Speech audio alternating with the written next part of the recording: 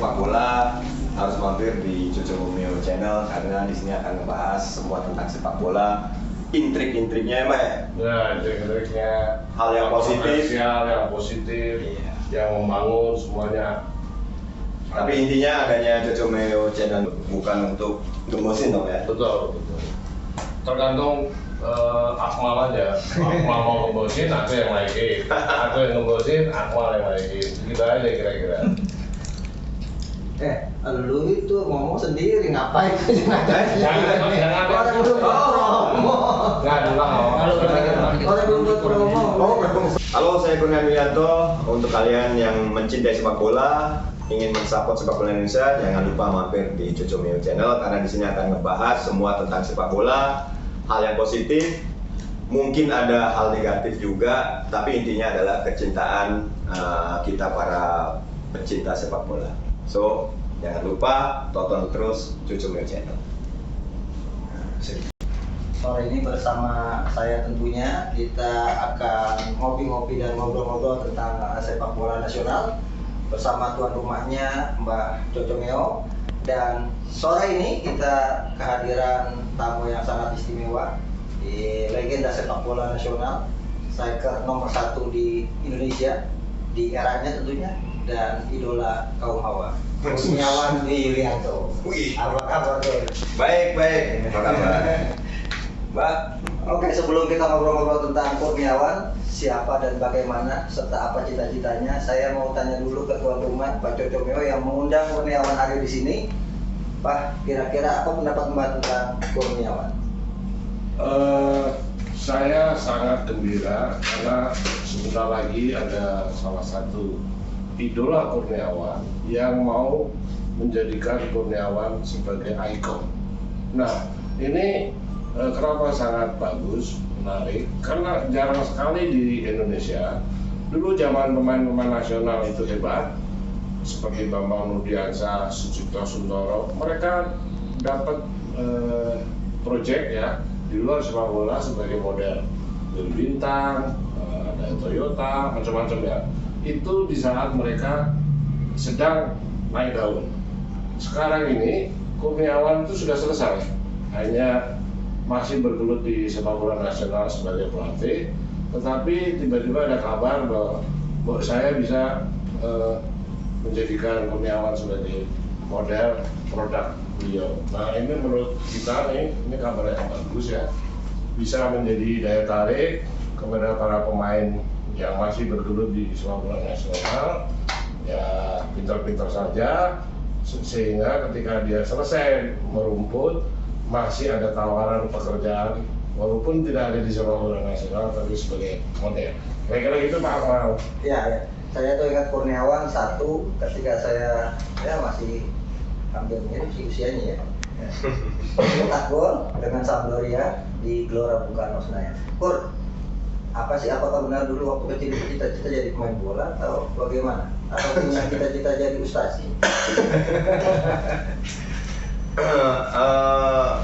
Zaman kecil sebenarnya cita-cita pengen jadi insinyur pertanian kan, karena memang Magelang kan banyak persawahan gitu kan. Tapi ketika saya nonton bola di TV, saya punya mimpi gitu kan. Saya pengen jadi pemain bola yang bisa naik pesawat, bisa keluar negeri dan masuk di TV gratis. Tapi jadi insinyur juga bisa naik pesawat.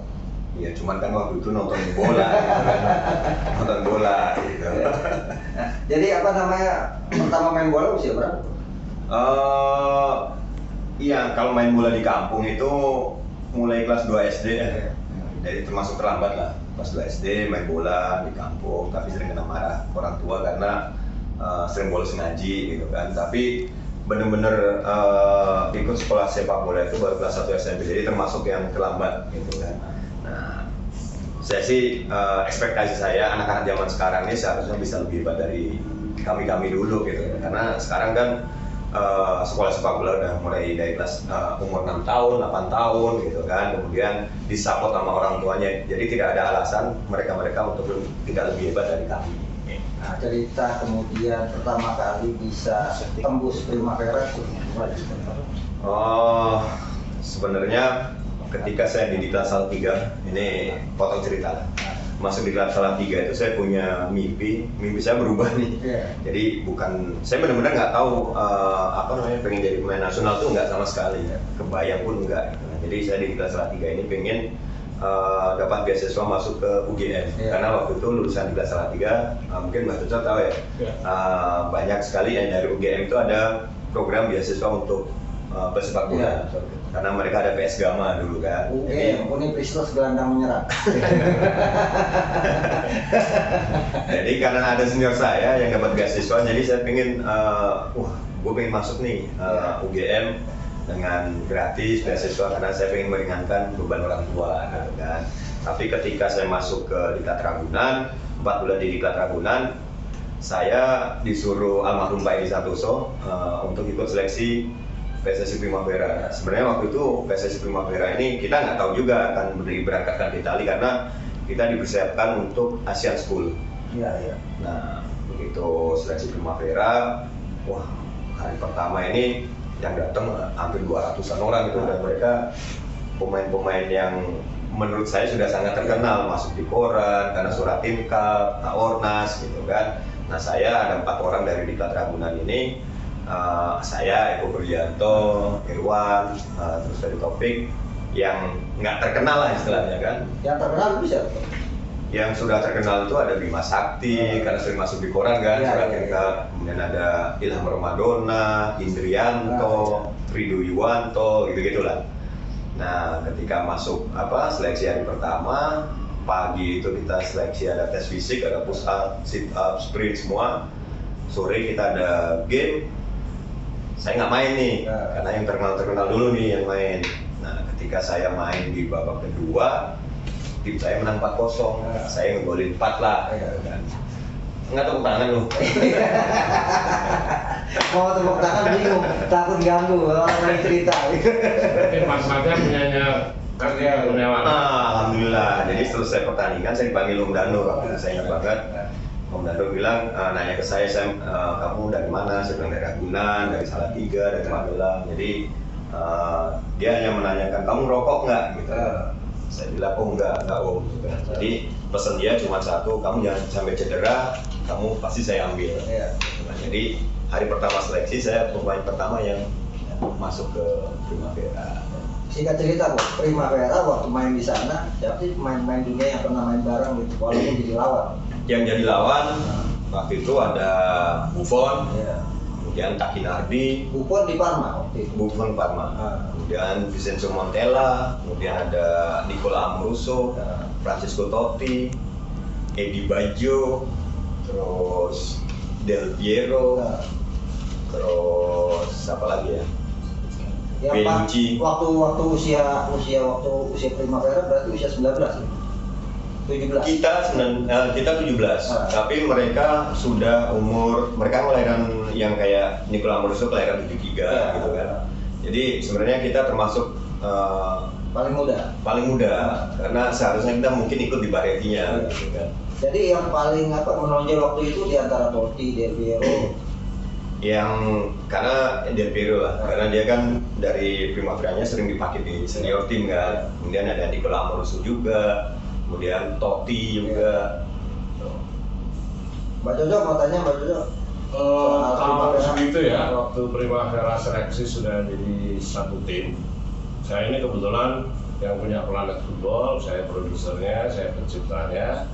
Hari itu kita selalu punya program 5 menit itu di Planet Football, itu adalah sepak bola nasional.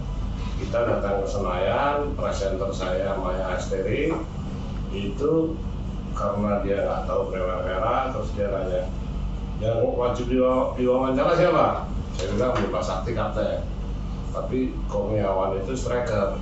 Coba dua-duanya diwawancara. Kira-kira waktu itu Maya Asteri itu mau wawancarain 2 orang. Nah, pertanyaan kita waktu itu sebetulnya mau dibawa kemana?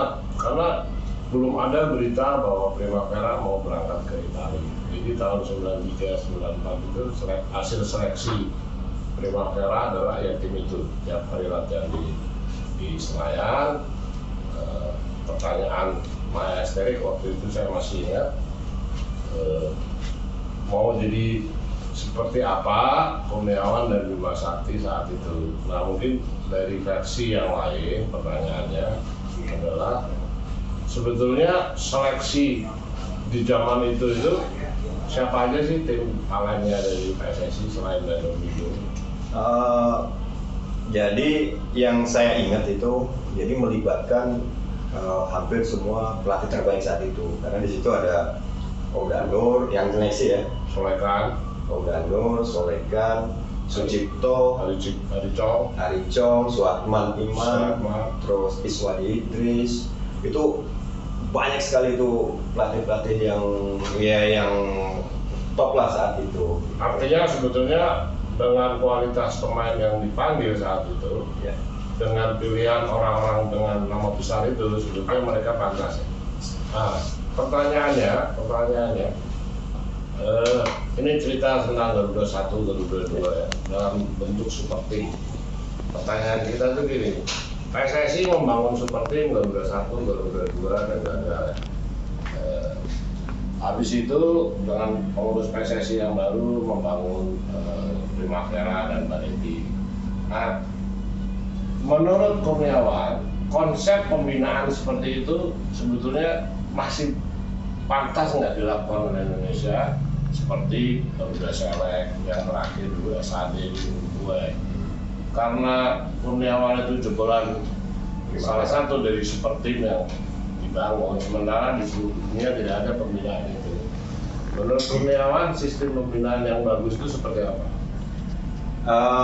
Ini pendapat pribadi saya ya, ini based on my experience lah. Sebenarnya terus terang ketika kita berangkat di Itali kita benar-benar belajar lah. Artinya belajar ilmu sepak bolanya iya, karena kita di situ seperti belajar sepak bola boleh dikatakan yang benar mulai dari nol gitu kan. Terus kemudian mentality kita bagaimana menjadi seorang profesional sejati seperti apa, karena ketika kita di Itali kita mindset kita benar-benar berubah. Yang tadinya mungkin tidak tahu mau kemana sih setelah seperti ini gitu kan, dengan berbagai macam pengorbanan kita di Itali, saya mulai merubah mindset saya bahwa saya harus dapetin sesuatu di sepak bola gitu. Oke. Jadi menurut saya sepak bolanya belajar, kemudian mentalnya belajar, tetapi bagi saya pribadi alangkah lebih baiknya kalau misalnya pemain-pemain itu dikirim by individu gitu kan. Jadi bukan secara tim gitu, kecuali kalau menghadapi suatu pertandingan, suatu event itu nggak masalah gitu kan. Karena yang saya rasakan ketika di Itali, ya memang kita belajar gitu kan.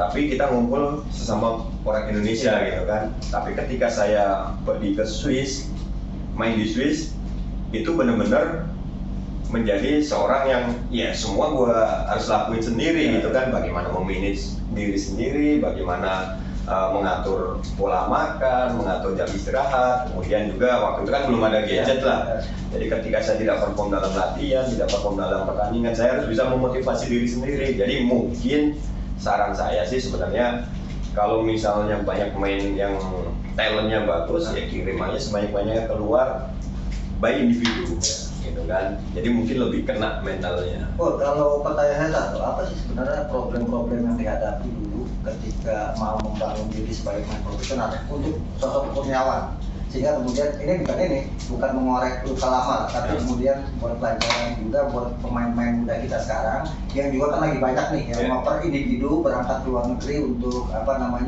menjadi pemain profesional. Kendala, kemudian motivasi apa yang harus diambil sehingga lebih baik dari seorang Kurniawan gitu. Terus terang saya saat itu saya itu ketika di Primavera saya punya mindset saya harus dapetin sesuatu dari sepak bola, walaupun saya tidak punya mimpi yang saya harus main di Eropa atau di luar negeri, enggak sama sekali, karena memang knowledge atau edukasi tentang itu kita saat itu benar-benar kosong gitu kan. Even pola makan pun ya mohon maaf lah, kami di Indonesia dulu nggak diajarkan tentang itu. Menjadi seorang profesional itu kan tidak hanya faktor internal yang masalah taktik, teknik, dan fisik, tapi eksternalnya kan benar-benar harusnya disentuh dari mulai usia dini. Nah, jadi menurut saya sih permasalahannya adalah ketika kita sudah menyatakan diri kita untuk menjadi seorang profesional, lu harus sadar gitu kan, sadarnya bahwa faktor eksternal itu harus lu sentuh juga. Contohnya yang paling utama sih menurut saya mentality, terutama saat ada di comfort zone gitu kan. Karena faktanya banyak sekali pemain Indonesia yang mohon maaf lah, pemain yang notabene bergelar tim nasional, ketika mereka mau katakanlah trial di luar negeri, ekspektasi mereka terlampau tinggi gitu kan, maksudnya gua kan main nasional nih, gua harus dapat gaji sekian saja. Sementara ya sorry to say, even pemain tim nasional aja ketika lu masuk ke Eropa kan bukan siapa-siapa gitu kan, lu harus berjuang dari nol lagi. Jadi kembali lagi ya, passion kita itu dipertaruhkan di situ. Lu mau benar-benar jadi main sepak bola, ya lu harus buang kebintangan lu gitu kan. Karena ini kita masuk ke dunia yang level sepak bolanya jauh lebih di atas kita. Ada contoh-contoh banyak di dalam karakter seorang pemain bola, baik itu di luar negeri maupun di dalam negeri. Saya melihat bahwa Kurniawan itu adalah orang-orang yang istimewa di sepak bola nasional. Saya coba bandingkan gini, Vinnie Jones ketika dia memperkuat Southampton itu selalu spesialis kartu kuning, kartu merah. Itu dalam versi dia sebagai orang pemain bola, tapi timnya juara. Roy Keane, Brian Robson, Eric Cantona itu selalu main di luar ekspektasi banyak orang, tapi yang kontroversial ya. Tapi dia membuat tim juara. Saya melihat salah satu di Indonesia di luar Iswadi, Roni Pati ya. Ini ada sosok Kurniawan yang dulu katanya pernah narkoba, macam-macam ya. Artinya ini, tapi ketika dia bawa tim dia juara. Itu menurut saya ya kan, itu luar biasa. Nggak ada orang yang selalu yang kontroversial nggak bawa juara. Iswadi itu kontroversial sekali. Selalu bilang sama pelatih di Jakarta maupun di tim nasional, saya ngerokok sampai pagi, begadang sampai pagi, tetapi saya di lapangan 200%. Nah, Kurniawan dengan kontroversial yang pernah dijadikan viral di zaman itu bahwa Persibaya sama PSM juara. Nah, menurut saya itu nggak jarang di Indonesia yang seperti itu, kontroversial tapi buat tim juara. Nah,